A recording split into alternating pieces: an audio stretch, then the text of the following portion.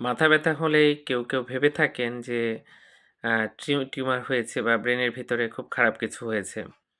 আসলে মাথা ব্যথার বেশিরভাগ কারণই কিন্তু টেনশনজনিত মাথা ব্যথা এবং মাইগ্রেন। এছাড়া কিন্তু টিউমারের কারণে মাথা ব্যথার রোগী খুবই কম পাওয়া যায়। তাই মাথা ব্যথা হলে যে টিউমার হয়ে গেছে বা ব্রেনে খারাপ কিছু হয়েছে আসলে বিষয়টা এরকম না।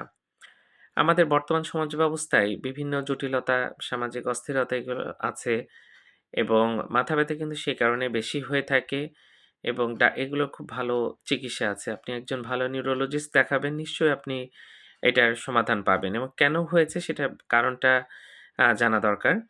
আর টিউমার কিন্তু খুব কম হয়। হতে পারে টিউমারের কারণে ব্যথা। তবে এইভাবে রোগীরা খুব কমই আমাদের কাছে আসে।